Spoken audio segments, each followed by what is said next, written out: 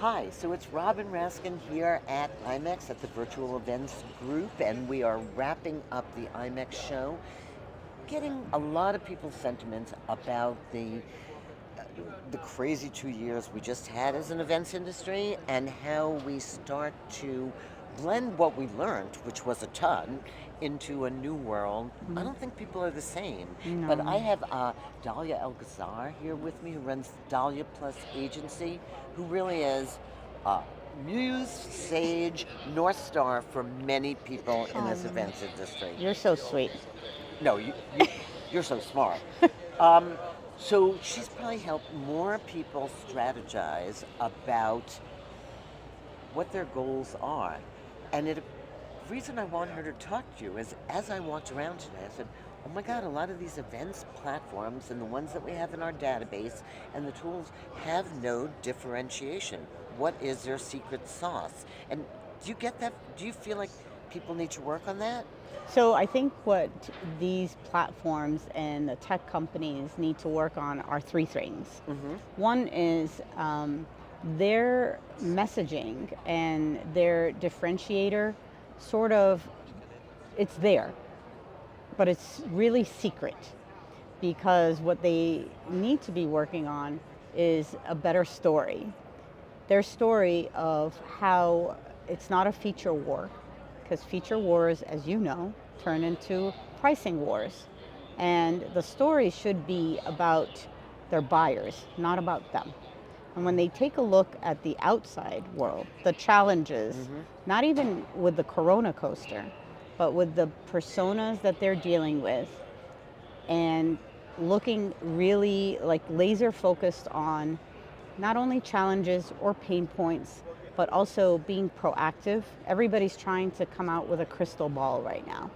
So instead of talking about all in one platform or virtual event platform or event management software, for example, those words have created very muddy waters for us and for the buyers. There's a ton of first timers here.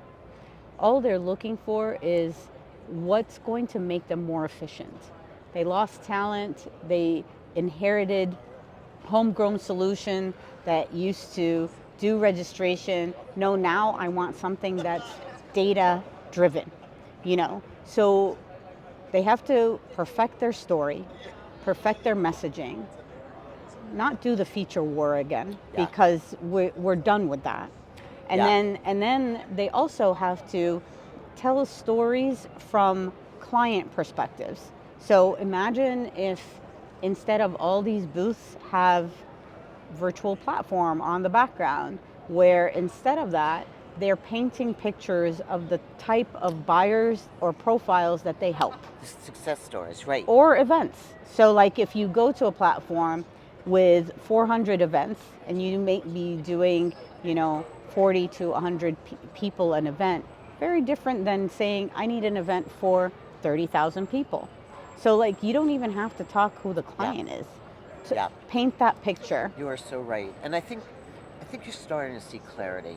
You're seeing some with higher production values, so if you need the TV production, you go one way. If you need the nonprofit expertise. And I think if they start to tell those stories, Yeah. not in, you're right. Features, we all know from word processors, most 80% of the people use 20% of the features 80% of the time. Half the people, when they use every feature, it looks like a ransom note event, Yeah. right? You got your polling, your gamification, Yes. right, and Yeah. that was a problem. It is a problem because when you're playing that game of checking boxes, everybody knows this. They don't want to check boxes feature to feature anymore. They truly, our tech partners would also need to level up the conversation where it is more about events as a marketing channel. And then when you focus on that, you get actually more traction within an organization. So that conversation also has to shift. And I know through Launch Shift Go workshop, I kind of, when I threw in the bomb of like, don't think of yourself only as an event tech company. What if you think of yourself as a MarTech company a lot of people were like ugly crying. Yeah, where you it's say like, some weird stuff. I do. I- But so, it's the only way you get so change. talk about Launch Shift Go, because I think what you did is so cutting edge Thanks. and so necessary, because they're marketing themselves like they did tech products. Yeah, yeah. So it's not cutting edge per se. It really is a mission of, our team, where it's, what we want to do is have both sides, the tech companies and the buyers, have smarter conversations. Launch Shift Go was a 2-week program where it was a sprint for event tech companies, specifically so that they are able to level up their marketing, how they look at their demand gen. And the best part about it is there were students in there, companies in there, very well established, that just needed it as a validation point. So it's Right. us painting the picture of, this is what your buyer personas look like. This is how you can, do marketing a little bit different, a little bit better. If it did anything at all, it was to question the status quo of the sales and marketing and the positioning of the tech companies as they were.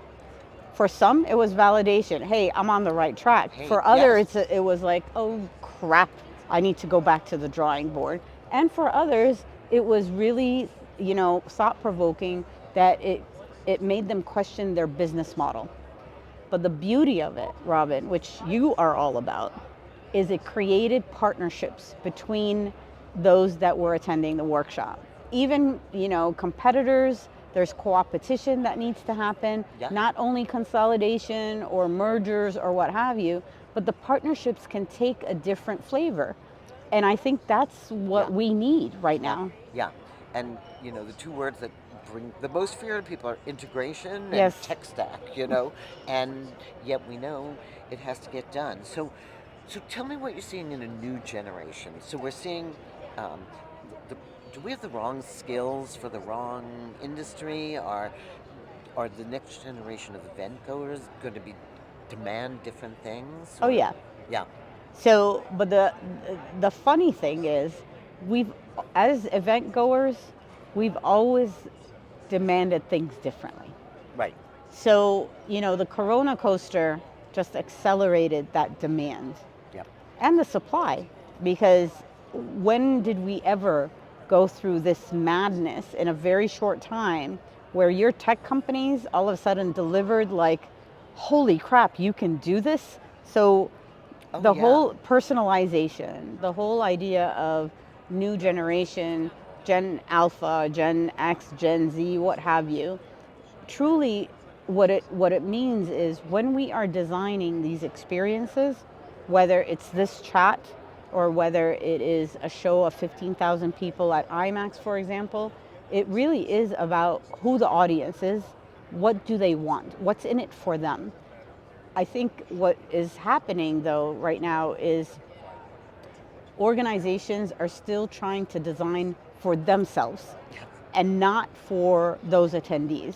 And this is where you have like the buzz right now is sustainability. Well, we've been talking about that for a while. DEIB, which is the sense of belonging, and now you have, neurodivergent people that you need to cater to. How are you going to do it? Is this cohesive for them? No, it's tiring for us. How Oh yeah. tired are you? Oh my gosh, I'm ready for that fidget. Well, actually, I went over to the Marriott Google thing, which I thought was so wonderful. Yeah, And I come out of the world of CES, when you want to talk about a sensory overload. totally. And but some people thrive on it, and some people want a different experience. Some Or a people, little of both, yep, you right know? time, and the right to choose.